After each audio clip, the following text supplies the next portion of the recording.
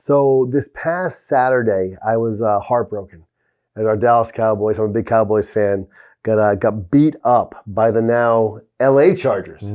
Well, I'm a Niners fan, so I grew up hating the Cowboys, so I'm fine with it. So this may be our last podcast. We're done. That's it. You learn something new every day. So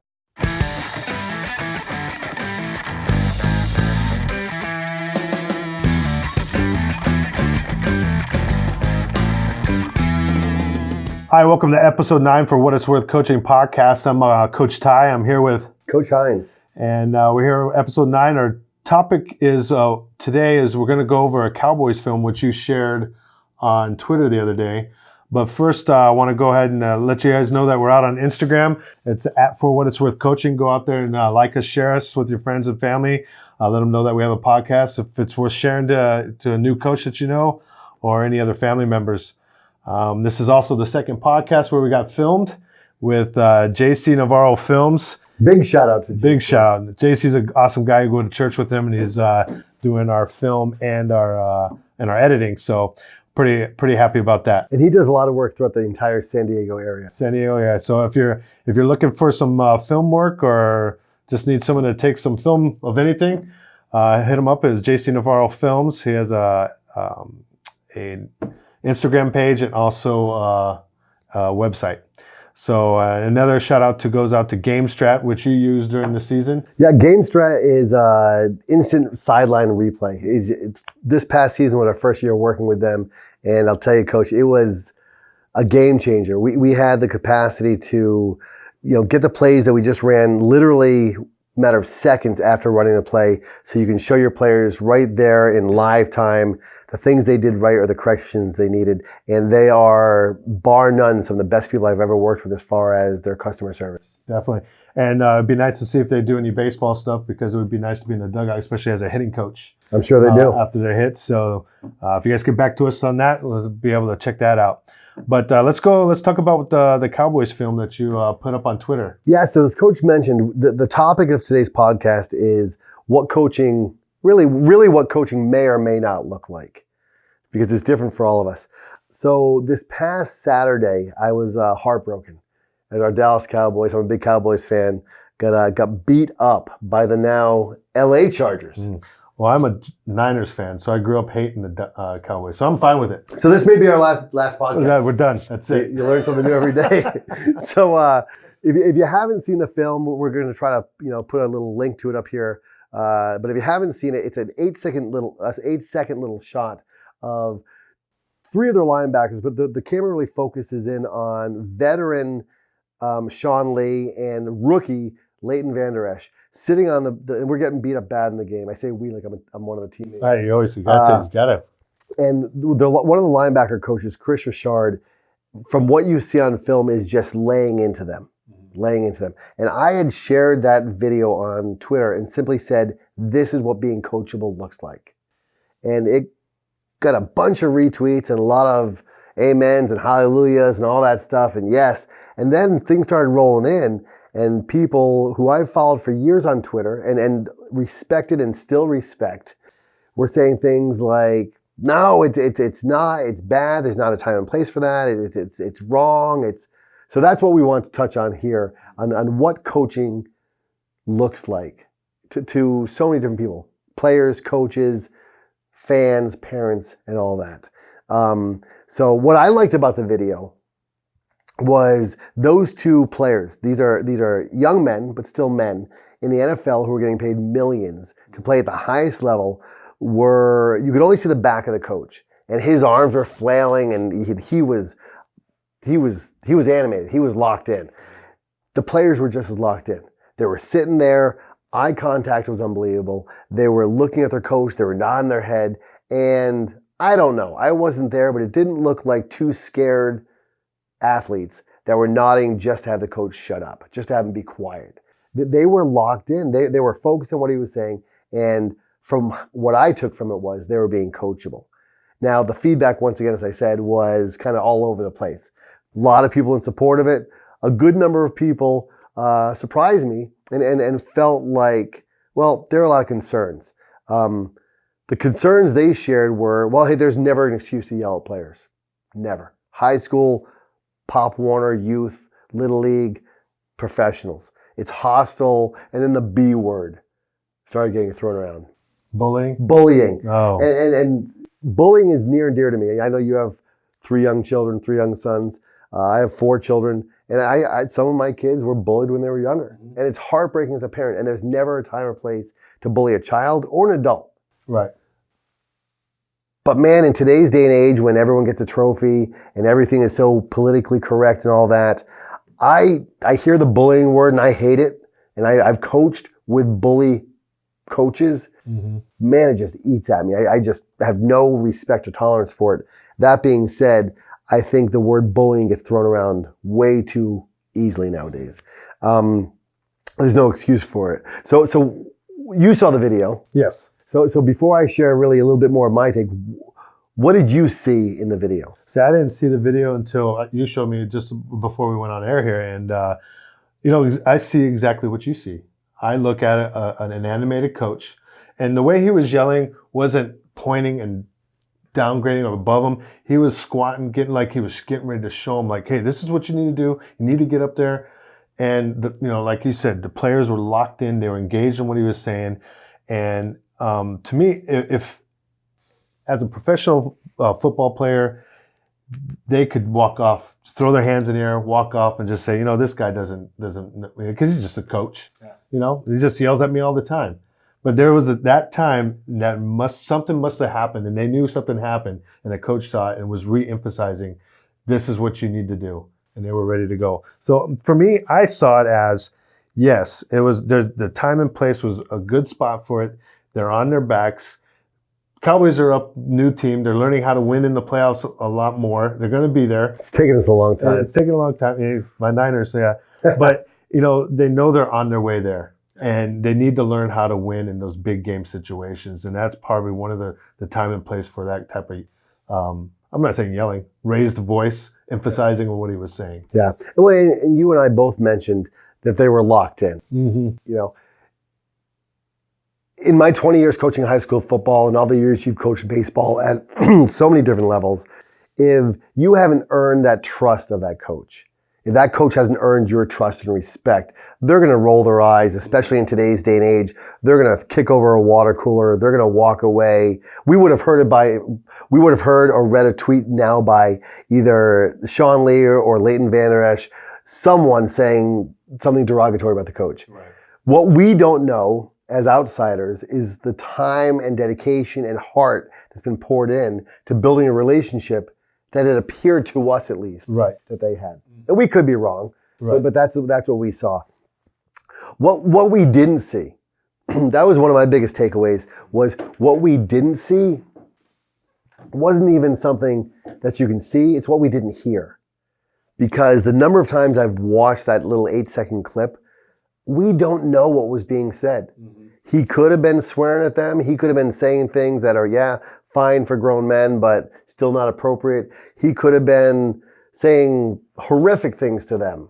But once again, the focus they had in their eyes, the passion that they showed, and we saw on their faces, leads me to believe that he wasn't attacking them personally and being derogative, more coaching them up. But we don't know what he said. Right. So I think one of the biggest takeaways I would love to have our listeners get from this is what coaching looks like and what coaching really is. Because I yell and scream all the time. Matter of fact, as I just shared, my wife begged and pleaded and for lack of better words, forced me to go to the doctors because of my voice and my throat and some clearing of my throat I do all too often. And find out it's fine, nothing serious. But we're always projecting our voice. Now, they were in a playoff game. Is it possible that he was saying very uplifting, encouraging, empowering things surrounded by thousands of screaming fans and just trying to be heard? Absolutely. You mentioned he was squatting down and as he was and trying to show them what they need to do. There are many times I grab players by the face mask, and I trust that no parent's ever going to get mad at me for that, because if I'm ever putting my hands on a player, they know that I'm going to say I love them, or I knew you could do it, or there's something. I'm never going to put my hand on a player if it's not a positive thing I'm saying. Right. Because that's a lawsuit waiting to happen. Definitely. First of all, and I agree with that.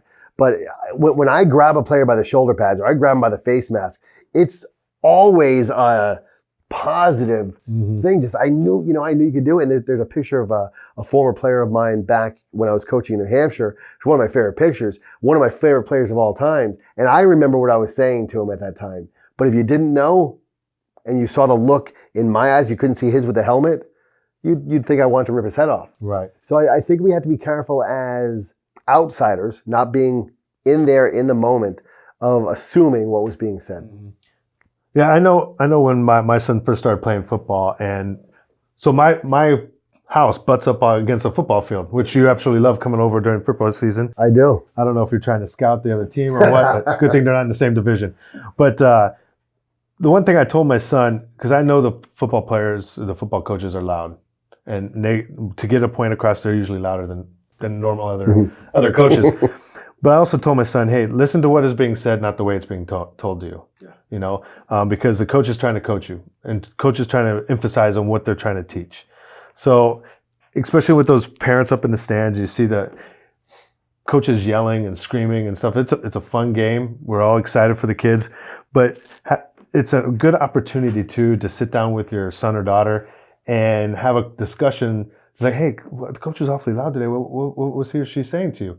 And that way you can see from your son or daughter that they were actually coaching them up. They were actually coaching what they're supposed to be doing. They made a mistake, but they're trying to tell them, hey, this is how we're going to fix it. Instead of, they weren't belittling them. And that way the parent goes, okay, now if my son or daughter trusts this coach, then I'm going to trust this coach too. I love that you just said that, because that's exactly where my mind had gone, is as parents, have that conversation with your child. Hey, coach was on you today. Yeah. How are you? How are you really? And this isn't, for the listeners, this isn't hey, hear the message, not the tone. It's football or it's baseball. They got to man up. And it's none of that prehistoric Neanderthal stuff. There's never excuse to bully a player. There's never excuse to yell at them in a derogatory way. Correct. But if you are trying and you're passionate and that passion's coming through, ask your child, hey, I didn't hear what they were saying, but what was coach saying to you? I had a coach quite a few years ago in New Hampshire that would get on our players, and he got on them a lot. And we have no swearing policy, just like I do now. So he was good with that.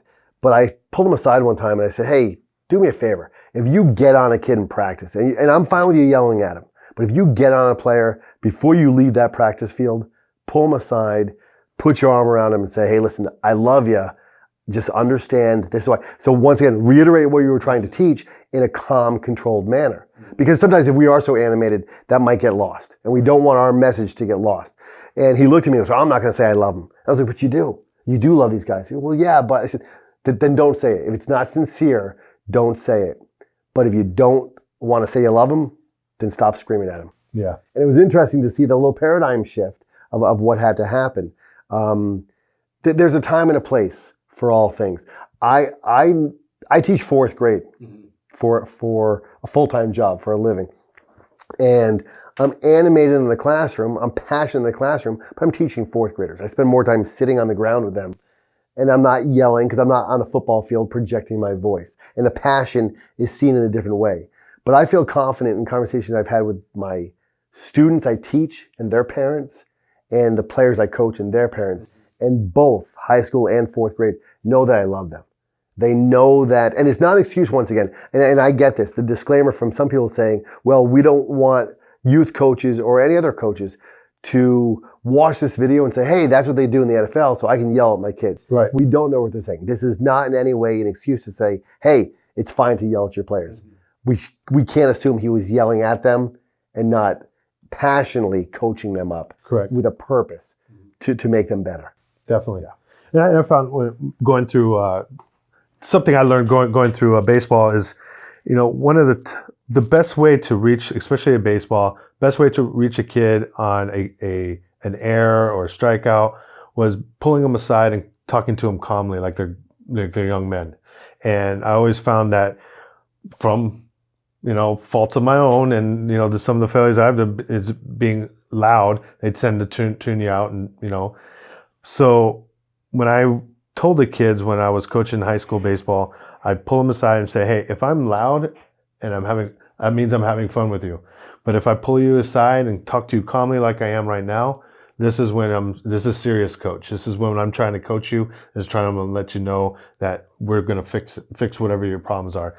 And in talking to them like they're good young men and women are out there, they're going to respect you more as a coach and listen to you more too. Absolutely. Yeah. Absolutely. And I had an incident in my 20 years coaching high school football now. There's only been one time, and you were on our staff at this time when I had to kick a young man off the team. Yes. And it was heartbreaking. And for me, I was mad in that moment. But in that moment, I talked to him quieter than I'm speaking to you now. It wasn't yelling at him. It wasn't screaming, because that was so serious to me. So there's a difference, once again, in the weight room, in the locker room, in the film room, on the field. I know a lot of coaches, yourself, passionate. We are animated, and we're just over the top a little bit. In that moment there, when I had to remove him from the team because of some of the choices he made and the situation, there was no yelling, there was no screaming. So the players definitely know where our passion is, and when we're yelling, that we're not yelling derogatory things at them. We're not putting them down and insulting them. Because I don't care who you are. I don't care if it's professional level or not. If you feel like someone has insulted you as a person, not trying to coach you up, but they've insulted you and they've disrespected you and dishonored you, you're going to lose respect. And definitely, you're the leader of the team. You're the head coach or any type of the position coach, whatever you're a leader. And if you are more calm, the kids are going to respect it because you're in control of yourself. Yeah. When you're going in and yelling and screaming for every little thing that's going wrong, you don't look like in control. You just look like some crazy freak out there on the field. And it's hard to respect the crazy freak out there. Well, and that's a great point. Coaches that scream and yell all the time, it becomes white noise. Yeah. They just tune you out. So I'm loud and I'm animated and stuff like that, but when I get heated, and once again, not in a derogatory way, not attacking a child, and the passion just comes out, then people perk up a little bit more. Right. They get their attention. And it's got to be authentic. It can't be premeditated. It can't be, I'm drawing a blank on the word, but it's got to be authentic. It's got to be transparent. Just from the heart who you are. And once again, it comes down to, what are we trying to teach the players? And sometimes that's going to come in a conversation, sitting down like you and I are, face to face, knee to knee, really close, no distractions. And sometimes it's going to be in the middle of a game, and you're trying to get them to understand the power they have and the ability they have. And it's such a hostile or intense environment in the middle of a game that it's going to come away a little different. So people sitting in the stands or watching on TV, if they don't hear what's being said, it could look completely different from what is actually being taught. Right. The reality is, the parents up in the stands are just watching their kid play pretty much. Yes. Oh, he's yelling at my son. Well, you realize he just yelled at 20 other of their sons. And what is he yelling? Yeah, exactly. What is he yelling to them? Right. And you mentioned it. I think you said it perfectly. Have that conversation. I think I'm guilty of it too. So many of us spend so much time on our phones. Put the phones down. Have that conversation with your son, with your daughter, and not just about, hey, how was your practice? Coach, get on anyone today. And not looking for reasons to get mad at coach, but find out where that passion is and what they are coaching. Because unfortunately, there are a lot of coaches out there that do yell and scream, and they think it's a right. They have the whistle around their neck, and they think they have that right to, I'm going to say it, to bully children. And we need to get rid of coaches like that. Yeah. But the coaches that invest their time, their heart, their passion into our players, take the time as parents to find out really what they're saying to your child. Definitely. And I think ultimately it's all about relationships. It is about relationships. You're forging the next leaders of our communities. Yeah. You know? Yeah. And I know if someone has my best interest at heart, if they have a vested interest in who I am, not as a pawn, not as a player that can help them reach a certain number of wins. I heard the other day from a friend that he said, oh, so-and-so is going to continue coaching somewhere else. I won't say the school, because they want to get X number of wins. I was like, you're kidding me. Wow. And I'll tell you off the air who it was. If you may be able to guess, but we won't say. And I was like, that just baffles me. The reason they want to stay is to get a certain number of wins. You know what? Just like the trophies and the plaques and all that stuff, that's going to collect dust. And if they're going to continue coaching to collect these wins, you know, more power to them. But it's all for naught because that's not going to last. But does it really come down to that coach? Is you really going to be part of those wins? Because really being part of it is building the culture around you and then building up to those wins. Yeah, and building and changing the lives of those you coach. Definitely. So I think if you, and the last thing I want to share is I'm blessed to coach with, and you know most of them, some amazing men, and we're all different. Some of the guys I have to pull aside as coaches and say, not in front of the players, hey, be a little bit more vocal. Speak a little bit louder. Project your voice, not to yell or scream, but be heard. Some are animated, some are not. I think one of the best things we can do as coaches, we've touched on this a while back, is be authentic to who we are, be ourselves. Don't try to be like other coaches, although we try to learn from each other. But it's just as important for us to develop those relationships with our coaches as it is with our players. Definitely. So if I hear any number of my coaches yelling during a practice, I look over real quick as the head coach to make sure we're okay. But then I don't spend time. As a head coach, I can make sure the guys on my staff are guys that have the young women's best interest at heart. So if they're yelling, I know there's a reason for it, and I can be sure they're not going to be yelling derogatory things or swearing at the players or do anything like that. Right. So to build a culture, to build success, build relationships with people you trust, and you know those moments where people are questioning what you're saying are going to take care of themselves because the players and the coaches will say, no, this is what he was saying. This is what he was teaching. Right. It's all about those relationships and building that community and that camaraderie on the team. Absolutely. So that's it. That's episode, was that 9? Episode 9. Look at that. The second one on video. Yeah, once again, shout out to GameStrat and to JC Navarro for all they do to support us in season, out of season, things like this. And as we always say, hopefully you learned something today. You can take it to apply to your own relationship with your children, to have those conversations, or to apply to your own coaching. So we appreciate you. We hope you subscribe, share it, and take it for what it's worth and stay strong.